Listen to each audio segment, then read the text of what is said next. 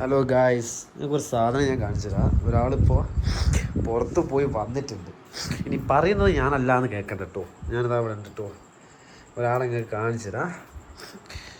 മറ്റേ ഈ ജ്വല്ലറീൻ്റെ പരസ്യം എന്നൊക്കെ പറയില്ലേ, അതേമാതിരി ഒരാൾ നടക്കത്തിരിക്കുന്നുണ്ട്.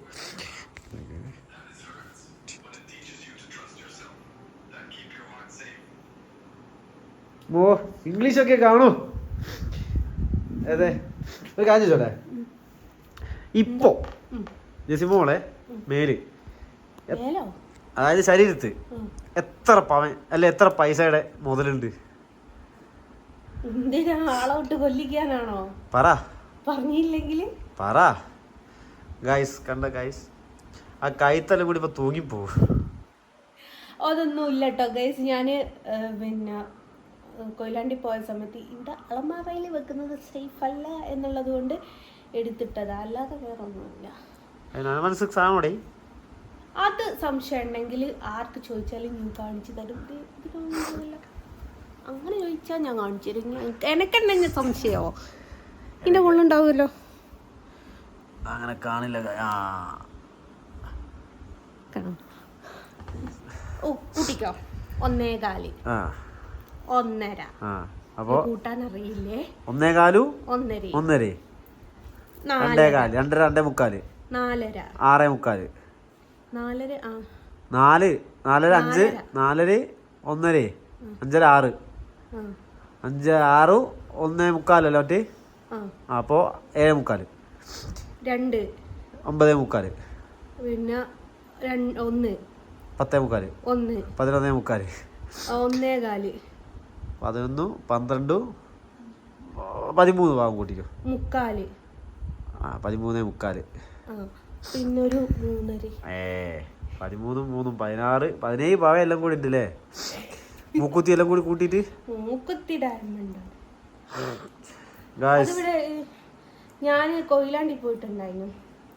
ആ സമയത്ത് ഇവിടെ സേഫ് അല്ലല്ലോ, ഇപ്പോഴത്തെ കാലം നമുക്കറിയാമല്ലോ. അപ്പം ഞാൻ എന്താക്കി, എടുത്ത് കഴുത്തിലേക്ക് എടുത്തിട്ടു എന്നുള്ള. ഇതിവൻ ഇങ്ങനെ ചളമാക്കുമെന്ന് ഞാൻ വിചാരിച്ചിട്ടില്ല. ഇത് സംഭവം ഒന്നിൻ്റെതും ഒന്നിൻ്റെ മോളുടേതുമാണ്. ഇത് ഞാനും ഇവനും കൂടി കോമൺ ആയിട്ട് ഉപയോഗിക്കുന്ന ഒന്നാണ് കണ്ടനുള്ളത്. ഇത് മറ്റേ മോതിരം പൊതുവെ 2 എണ്ണമായി ഉണ്ടാറ്. ഇതൊന്ന് വെറുതെ അവിടെ കിടന്നപ്പോൾ വെറുതെ നശിച്ചു പോകണ്ടല്ലോ എന്ന് ചോദിച്ചു.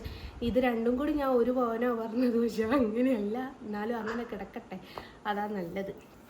നിങ്ങൾക്ക് തന്നെ അറിയാമല്ലോ, രണ്ടും കൂടി 1 പവനിലാവൂല എന്നുള്ളത്. അപ്പം അങ്ങനെയാണ് പെയിന്റ് ഗൈസ്. ആരോ വരയ്ക്കുന്ന പെയിന്റ് കഴുത്ത് തൂങ്ങി പോകണ്ട കേട്ടോ. അത് നാളെ തന്നെ ഗൈസ്. ആർക്കെങ്കിലും കൊട്ടേഷൻ ഉണ്ടെങ്കിൽ എൻ്റെ അടുത്ത് പറഞ്ഞാൽ ഞാനും പകുതിയാക്കാം. ആദ്യം നിന്നെ കൊട്ടേഷൻ അടിക്കാതെ നോക്കിയാൽ നിന്റെ അത്ര അതിനകത്തൊന്നുമില്ല. നിന്നെ കൊട്ടേഷൻ അടിക്കാതെ നോക്കിയാൽ നിനക്ക് പാത്തുവിന്റെ കൈമിലും ഗോൾഡ് ഉണ്ട് ഗൈസ്. ഇത് കൈക്ക് മാത്രല്ല.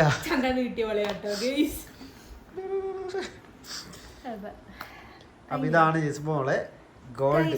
പലരും പരാതി പറയാറുണ്ട്, ഞാൻ ഇത്രയും കാത് കുത്തിയിട്ട് ഈ അറ്റത്തുള്ള കമ്മൽ ഇടുന്നില്ല എന്നുള്ളൊരു പരാതി. അപ്പം ഞാൻ ഇന്ന് അവിടെ കുത്തിരി, ഞാൻ പറഞ്ഞില്ലേ കൊയിലാണ്ടി പോയിട്ട് മോനും ഇല്ല ഇവിടെ, മോളും ഇല്ല ഇവിടെ, ഓനും ഇല്ല. ഓനുണ്ടെങ്കിൽ കള്ളരെ ഏൽപ്പിച്ച് പോയാൽ നമ്മൾ പേടിക്കേണ്ട ആവശ്യമില്ലല്ലോ. അപ്പോൾ ഈ സ്വർണത്തിൻ്റെ വില നിങ്ങൾക്ക് അറിയുന്ന ഒരു സാഹചര്യമല്ലേ. 60 അങ്ങാനില്ലേ എൻ്റെ 2 കമ്മല ഗൈസ് വീണു പോയത്. ഞാൻ എന്താ ചെയ്യാന്നറിയോ, നല്ലോണം സേഫായിട്ട് എവിടെയെങ്കിലും എടുത്തു വെക്കും. ഉണ്ടാവും. ആ സേഫ് ആയിട്ട് എവിടെ വെക്കുന്നുള്ളത് മറ്റേ അത് തപ്പിയാ കിട്ടും. പക്ഷെ തപ്പാൻ നിക്കാത്തതിന്റെ കാരണം എന്താ പറയാ ഗൈസ്, തപ്പിക്കഴിഞ്ഞാല് എല്ലാം കൂടി വരച്ച് വാരിടും. ചിലപ്പോ അത് ഇവിടെ തന്നെ പോയി പോകാൻ സാധ്യതയില്ല. ഒരു സിനിമയിലില്ലേ മറ്റേ എന്താ അത് ഇങ്ങനത്തെ മോഡൽ എങ്ങാനല്ലോ, ഇങ്ങനത്തെ മോഡല് ഹരിഹര നഗറിൽ എങ്ങാനുണ്ടല്ലോ, ജഗദീഷ് പറയുന്ന ഒരു കാര്യമോ, നമ്പർ പാസ്വേഡ് അറിയുന്നതിന് ഞാൻ ഡയറിയിൽ എഴുതി വെച്ച് ആ സാധനം എന്തായാലും ഒരാൾക്ക് കിട്ടിയിട്ട് വലിയ ഉപകാരമൊന്നുമില്ല. കാരണം പണയം വെക്കാനോ പറ്റൂല. അതിന്റെ കാർഡ് വേണം, ഡയമണ്ട് ആണ്. പിന്നത്തെ കാര്യം അത് വിറ്റ് കഴിഞ്ഞാൽ അത്ര പൈസയും കിട്ടൂല. 18 ക്യാരറ്റ്. ആ അപ്പൊ അത് കാർഡ് ഉണ്ടെങ്കിൽ മാത്രമേ അതിന് വാല്യൂ ഉള്ളൂ. കാർഡ് ഇവിടെ സാധനം ഇടയുള്ള ഒരു പിടുത്തമല്ല. എങ്ങനെ ആർക്ക് കിട്ടിയിട്ടും കാര്യമില്ല. അത് നിങ്ങളൊക്കെ എൻ്റെ എത്രയോ വീഡിയോസ് കണ്ടിട്ടുണ്ടാവും. ഇങ്ങനത്തെ ഒരു സംഭവം താഴെ ഇങ്ങനെ ഒരു കോല് പോലെ ഇവിടെ ഒരു റൗണ്ടിൽ മുമ്പ് സ്ഥിരമായിട്ട് ഉപയോഗിക്കുന്നതായിരുന്നു. അതിന് വലിയ വെയിറ്റ് ഇല്ല. അത് മുക്കാ പോനൊക്കെ ഇട്ടെടുക്കുന്നതിന് കുറച്ച് ബുദ്ധിമുട്ടാണ്. ഞാൻ പൊങ്ങച്ചം മടിക്കുകയല്ല കേട്ടോ ഗൈസ്. നമ്മൾ നയിച്ചുണ്ടാക്കിയത് നമുക്ക് കുറച്ച് പൊങ്ങച്ചടിക്കുന്നതിനൊന്നും വിരോധമില്ല എന്നാണ് എൻ്റെ ഒരു പേഴ്സണൽ ഒപ്പീനിയൻ. അതേതാ ഷർട്ട്? ഞാൻ കണ്ടില്ലല്ലോ അതുവരെ. ഞാനും കണ്ടിട്ടൊന്നുമില്ല. അപ്പൊ അങ്ങനെയാണ്. മതി. എന്നിട്ട് ഇതിന്റെ മുകളിലൊക്കെ പെയിന്റാണ് ഗൈസ്. എന്നിട്ട് എൻ്റെ 2 കമ്മല് വീണ് പോയിട്ടുണ്ട്. അപ്പൊ ഞാനിത് കണ്ടപ്പോൾ മെല്ലെ എടുത്തിട്ടതാണ്. ഇനി ഇതുകൂടി ഇത് എവിടെയെങ്കിലും വെച്ച് മറന്നു പോകും. അതാണ് ഇതിന്റെ സ്വഭാവം. ഞാൻ നല്ലോണം സേഫ് ആയിട്ട് വെക്കല. ആ സേഫ് എടാന്നുള്ളത് പക്ഷെ ഈ വെക്കുന്ന സ്ഥലം എനിക്കറിയെങ്കിൽ ഞാനാ എടുത്തുണ്ടോ, എനിക്കും അറിയില്ല. അതാ പ്രശ്നം. അല്ലെങ്കിൽ കുഴപ്പമില്ലായിരുന്നു. കിട്ടുമ്പോ കിള്ളാണെമ്പോ കിട്ടും. പാത്തൂന്റെ സാധനം പോയാട്ടില്ലേ, അത്രേ കിട്ടുള്ളൂ.